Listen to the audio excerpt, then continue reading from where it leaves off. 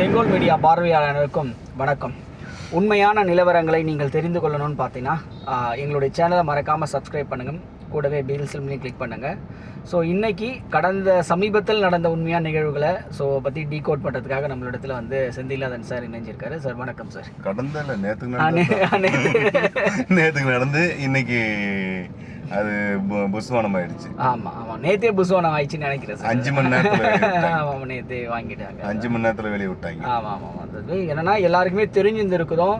தமிழகத்தில் வந்து பார்த்தா நம்ம ஏற்கனவே ஒரு பதிவு போட்டிருந்தோம் முன்னாடி. மாரிதாஸ் வந்து பதிவு போட்டாரு. ஆமாம், அதாவது என்னன்னா சார், நம்ம ஏற்கனவே ஒரு பதிவு போட்டோம். ஒரு மாதத்துக்கு முன்னாடியே கோஸ்டல் ஏரியாவில் தான் உங்களுக்கு வந்து கஞ்சா பிளஸ் வந்து மெத்து, கஞ்சான்ற மெத்துன்றது, அதுக்கப்புறம் மற்ற கொக்கைன்னு எல்லாமே இந்த போதைப் பொருட்கள் எல்லாமே கடல் மார்க்கமாக நமக்கு தமிழகம் வருதுன்னு சொல்லி நம்ம அழகா சொன்னோம். அது நடுக்கடல்ல வரும், அங்கிருந்து திருப்பி சின்ன சின்ன இதுல வந்து திரும்பி அங்கிருந்து ஷிஃப்ட் ஆகி வரும், அங்கிருந்து சின்ன படகுகள் வரும். போதை அதை தடுக்கணும்னா கோஸ்டல் ஏரியாவை ப்ரொடெக்ஷன் பண்ணாலே தடுக்கலாம்னு சொல்லிட்டு நம்ம சொல்லியிருக்கோம், முதல்ல சொல்லியிருக்கோம். அரசுக்கு ஆலோசனையாக வைத்திருந்தோம். எலெக்ஷனுக்கு முன்னாடியே சொல்லியிருந்தோம். எலெக்ஷன் முன்னாடியே சொல்லியிருந்தோம். ஏன் எப்படி வந்து இது வருதுன்னு சொல்லியிருந்தோம். கஞ்சா எப்படி புழக்கம் ஏற்படுதுன்னு சொல்லியிருந்தோம். அதுக்கப்புறம் இப்போ கூட கஞ்சா பத்தி ஒரு வீடியோ போடும்போது கூட நம்ம அதுல சொல்லியிருக்கோம். எந்தெந்த வழிகள்லாம் வருது இந்த போதை முக்கியமானது கடல் மார்க்கம்ன்றது மிக முக்கியமானதுன்னு சொல்லியிருந்தோம். மற்ற மார்க்கங்களும் நம்ம குறிப்பிட்டு சொல்லியிருந்தோம். ஸோ அதில் குறிப்பாக வந்து பார்த்தீங்கன்னா இப்போ சமீபத்தில் கடல் மார்க்கமாக வந்து சிக்கி கொண்ட ஒரு 3000 ஒரு நாளில் நடந்த சம்பவம். இது வந்து சும்மா 300 கோடி ரூபாய் மதிப்பிலான அந்த போதைப் பொருட்களை வந்து கோஸ்டல் கார்ட்ஸும் படிச்சிருக்காங்க. ஸோ இது சம்பந்தமா யார் அதனுடைய மூலாதாரன்னு மெயின் ஸ்ட்ரீம் மீடியா சொல்லிடுச்சா? இல்ல, எந்த மெயின் ஸ்ட்ரீம் மீடியாவும் இதை பத்தி பேசலன்றது தான் மாரிதாஸுடைய ஒரு குற்றச்சாட்டு. இருந்தாலும் நான் பேசுவேன். நீங்க சொல்றீங்களா? அவர் சொல்றாரு. எப்பா வந்து இவன் வந்து நடு ரோட்டில் இவர் பல்லு விளக்கமா பேசியிருந்தாரு, அதனால கைது பண்ணணும் கூட கைது பண்ணுவான். இல்ல நடு ரோட்ல பிரஷ் பண்ணி நின்றாரு, அதுக்காக கைது. என்ன காரணம்னு சொல்ல மாட்டாங்க.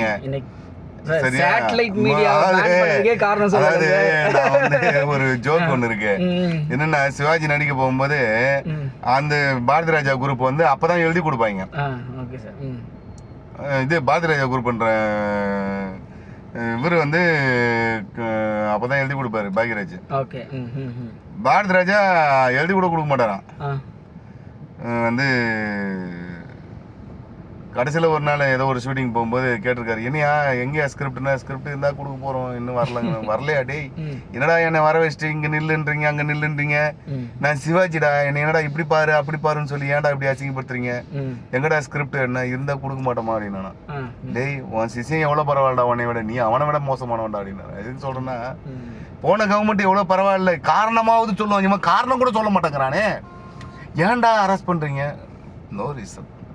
அவன் என்னடா தப்பு பண்ணான்? அவன் பொம்பளைங்களை தப்பா பேசணும், அப்புறம் அவன் ஆட்சியை தப்பா பேசணும், அப்புறம் அதுக்காக நான் வந்து புதிய தலைமுறை பேன் ஆனதுக்கே டெக்னிக்கல் குறைபாடு. இதெல்லாம் போன கவர்மெண்ட் பண்ணும்போது ஏன்பா கத்திட்டு இருந்தீங்க? இதெல்லாம் போன கவர்மெண்ட் சொல்லிட்டாவது செஞ்சானப்பா, நீங்க சொல்ல கூட மாட்டேங்கிறீங்களாப்பா, நீங்க என்னப்பா இவ்வளவு மோசமான ஆளுங்களா இருக்கிறீங்க கேட்டா காரணம் எல்லாம் கேட்காதீங்க. அரெஸ்ட் பண்ண சொன்னாங்க, அரெஸ்ட் பண்ணோம். அதிகாரிகள் தான் சார் தெரியும். காவல்துறை எதுக்கு அரெஸ்ட் பண்றீங்க அதெல்லாம் தெரியாது. முதல்வருக்காவது இது தெரியுமா? அவருக்கு தெரியாதுன்றது எங்களுக்கு தெரியும், ஆனா அவருக்கு தெரியாதுன்றது அவருக்கு தெரியாது.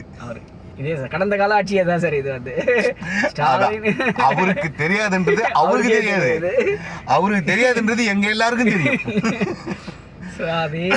போன கவர்மெண்ட் அதேதான், அவருக்கு தெரியாது, அவர் ஒரு பொம்மை முதல்வர் அப்படிங்கிறது எங்க எல்லாருக்கும் தெரியும், ஆனா அவருக்கு தெரியாதுன்றது அவருக்கு மட்டும்தான் தெரியாது, மத்த அவர் சுத்தி இருந்த எல்லாருக்கும் தெரியும்.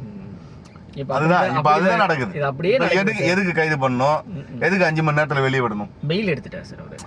பெயில் எடுத்தாருங்க. நான் என்ன சொல்றேன், நீங்க வந்து முதல்ல நீங்க அரெஸ்ட் பண்ண போறீங்கன்னா நீங்க முதல்ல அதுக்கு ப்ரொசீஜர் எதுவுமே பண்ணலாம். காவல்துறை என்ன செய்யணும், அதாவது இது மாரிதாஸ் மிரட்டுறது இல்ல சார், மாரிதாஸ் போல அனைவரும் கிளம்பிடக் கூடாதுன்றதுக்காக அதெல்லாம் முதல்வரையே வந்து நேரடியா ஜனம் கேக்குறாங்க, நல்லா வாயில வந்துருன்றீங்க, எங்க வாயில கொண்டு நல்லா வந்துரும் பாக்குறியான்றாங்க. அதெல்லாம் கிடையாது.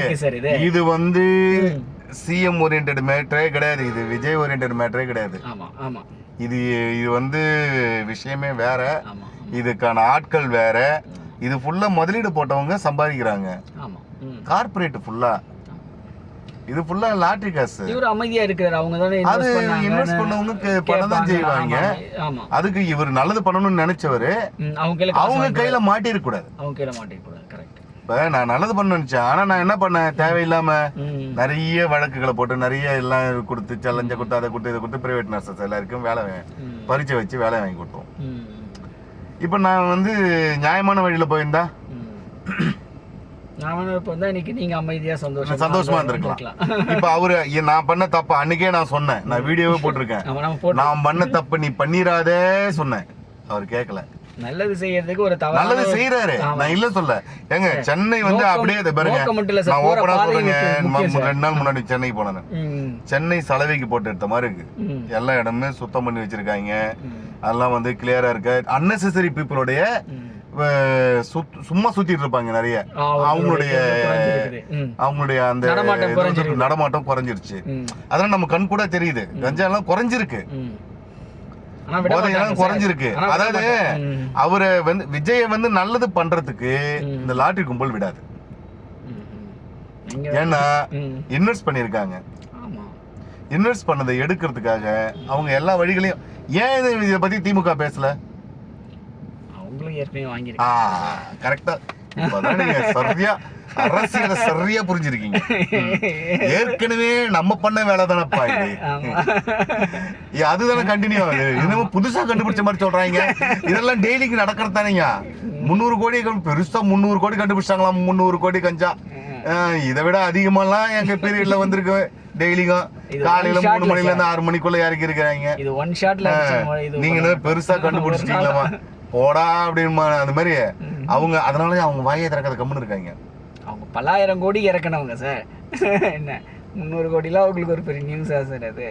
அதனால அவர் மாரிதாஸ் வந்து ஏதோ புதுசா ஒரு விஷயத்த கண்டுபிடிச்ச மாதிரி அவர் போட்டாரு பாருங்க. மெயின் ஸ்ட்ரீம் மீடியாவுக்கு மொத்தத்துக்கு தெரியும், எல்லாருக்கும் தெரியும், எல்லாருக்கும் தெரியும். அதான் அவங்க வாய் திறக்காத கம்முன்னு இருக்காங்க. அது மாதிரி தான் சொல்லியிருக்காரு. ஒரு படத்தை சொன்னாரு, அவன் தான் வந்து வான்றானே, நீ அவசரப்பட்டு ஏன்டா போன கிட்னி உருட்டு விட்டானே அப்படின்னு. அது மாதிரி மெயின் ஸ்ட்ரீம் மீடியாவுக்கு சுத்தமா தெரியும். நம்ம இதை கையில எடுத்தா உடனே வந்து நம்ம சேனல்ல முடக்குவான், முடக்கி இருக்காங்க, ஏதாவது ஒண்ணு பண்ணுவாங்க. இது நமக்கு தேவையில்லாத வேலை, நம்ம பாட்டு அமைதியா போவோம்னு. மாரிதாஸ் என்ன பண்ணிட்டாரு, யாருக்கும் தெரியாது போல இருக்குது, நம்ம சொல்லிடுவோம் அப்படின்னு சொல்லிட்டாரு. இல்ல அவரும் சொல்லிட்டாரு, மெயின் ஸ்ட்ரீம் மீடியாவுக்கும் தெரியும், சொல்லல. மெயின் ஸ்ட்ரீம் மீடியா சொல்லாதுன்றது தான் நம்ம எல்லாருக்கும் தெரியுமே.